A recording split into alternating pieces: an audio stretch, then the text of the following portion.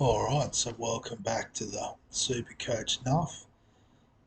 Today, having a look at way too early predictions on the dream squad at the end of 2023.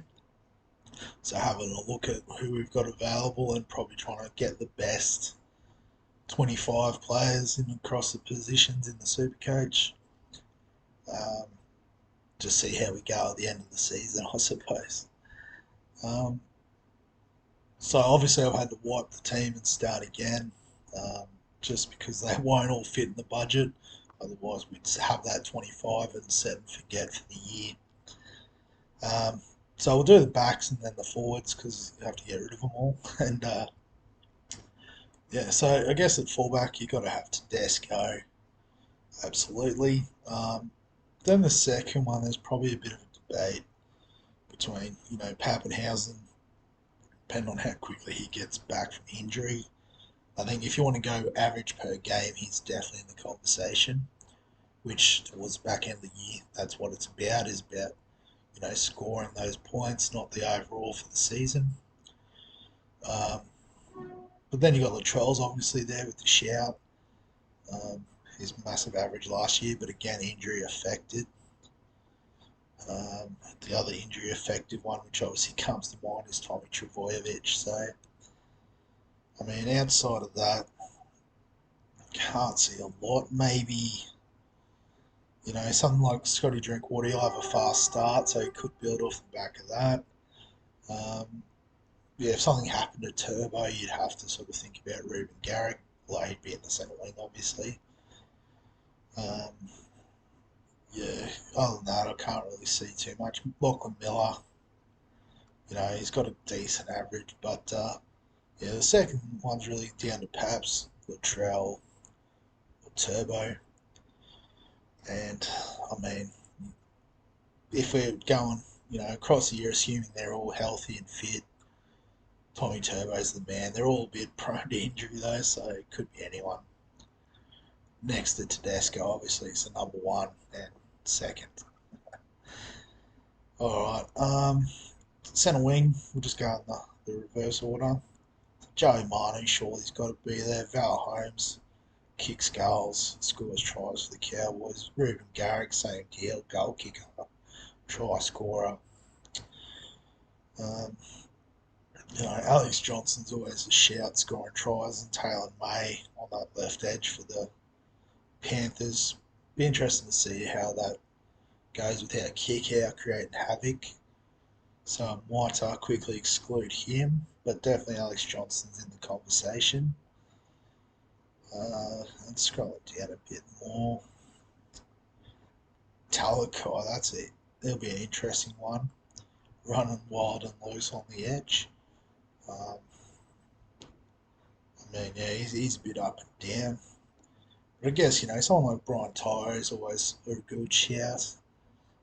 Um, yeah, particularly as we said, with our kick out on that left edge, Penrith might favour the right a bit more. So obviously that brings Stevie Crichton in as well. Um, After that, yeah, so Lachlan Miller, playing fullback for the Knights, so that's always a good shout. And I mean, the others probably will come from those group of fullbacks that are a bit cheaper, but are getting a crack this season. So if I can find them. So Hayes Perham is one, a bit unproven at the level. So as a Bulldogs fan, I'd love to see him be in the top seven. I'll throw him in for a hot minute.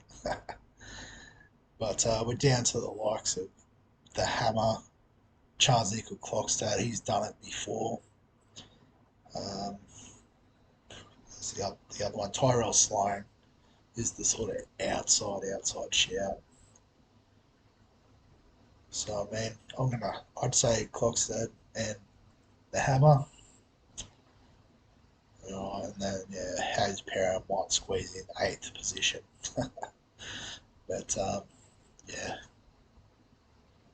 definitely, it depends on try scorers too. Someone scores a heap of tries, they could rocket up this list also with centre wing. The 5'8" position. So this one's probably the hardest one to judge, I would have thought. Um, although Cameron Munster probably is a clear number one. Uh,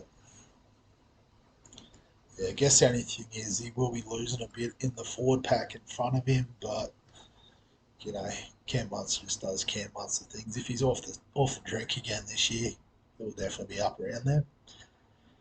And then after that, it could be Dylan Brand, Matt Burton, and he probably is going to be my shout for second, so we'll throw him in. Uh, Unabashed Burton fanboy, but it's because he does the business. So yeah, so I guess slow first half of the season last year. So if you look at the average from the second half, definitely pushing up towards Dylan Brown sort of territory there. But yeah, I'd have him third easy. But others that are in with a shout, Dwayne, um, if he gets the 5'8" gig, I'm not quite sure what's going on at the Tigers. They've got a lot going on there. Cody Walker, possibly. Jerome Roy, possibly. Luke Keary, possibly. Could push up. After that, wouldn't have thought so. But yeah, I've made that pretty wide there with 4 or 5 shouts for second spot. And then I guess probably the easiest of the shouts, if not maybe Hooker is there as well. But Hines and Cleary, two of the best players last year in Supercoach and in real life, so lock them in. Yeah, you just look at the difference in averages. It's very hard for someone to overthrow them, I would have thought. Alright, yeah, I've only got 2 mil left. Let's bin all this and go to the forwards. Actually, clear my team button. That would be a bit smarter. Alright, so in terms of the forwards, the hookers, again, this is the one I said was probably the easiest. Harry Grant, Damien Cook, got a few floating below that level. Reece Robson, Coruscant, Reed Marnie of the Dogs. Expect some big minutes. So, after that, guys like Brayley, both Brayleys, they're more, I think, the next tier down.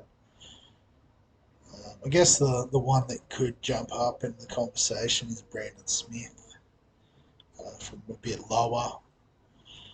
But, I guess you'll see how he goes across the full season. But yeah, it's usually Grant Cook all day and twice on Sunday. Front row forwards. So the first two, I think, pretty straightforward. Tarpany, Payne Haas. Tarpany, yeah, he was a gun last year. I don't think I got on, which was a bit disappointing. And Haas has been a gun for years.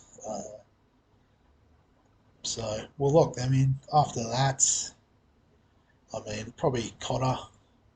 He's just a machine for the Cowboys. We'd love to see him in that top 4 finish. And then after that, Big Tino, playing 13. Well, he was playing 13, I should say. He's playing in the front row proper with Aaron Clark. That's the chat. So, he could squeeze in there.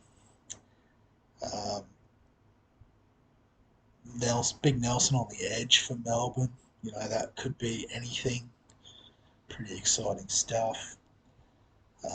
But I guess the guy that a lot of people have been talking about, 10% at least, Daniel Saifidi. So, he's a try scoring front rower, which, boosts your points in Supercoach a lot. Can break through the line. A lot of these other guys are, for lack of a better term, just ball carriers, but he can actually do a bit with it. No offense to any of these guys, they're all bigger than me, so and better at footy than me for sure. So, yeah, I have them as the front 4 in the front row. And then in the second row, so definitely Cameron Murray, definitely Angus Crichton, definitely Olaquatu and Nanai. So these two guys are, I guess, starting for me for sure. I say for sure, it could always change, but they're definitely my favourite two second rows. That little bit of value, and then after that it gets a little bit trickier. So Papali, who knows how it's going to go for him at the Tigers. Sean Lane, well, we can have Big Tino here as well, but if we were going to have him anywhere, we'd have him in the front row. Madison, if he can stay healthy, would be a good shout. Fafita, if he can put it together this year. Isaiah Yo, if he can play the full 24 games, he'll be laughing. Kick out, if things go well for him, the Dogs outside of Burton. And then sort of after that, maybe John Bateman. We never quite know how it's going to pan out. It'd be great to see Tamalolo back up there. um, Definitely a good shout for our draft and that sort of deal. Yeah, I think after that we're going to start getting into the cheaper options without the upside. So I can pick two more.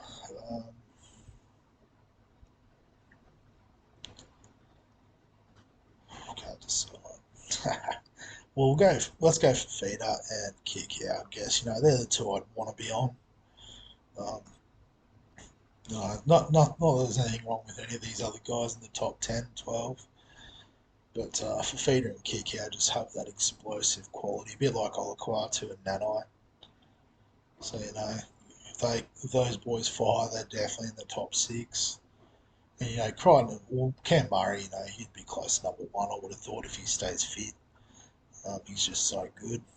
And Crichton, it can be a little bit up and down, but if he's up where he can be, then he'll easily be top six. All right, so there's my thoughts on how it'll pan out across 2023. If you could fit 25 guns in your team, that's who I'd have. Um, but yeah, we'll see how that goes. Thanks for watching. Like, subscribe, all that usual deal, and see you in the next one.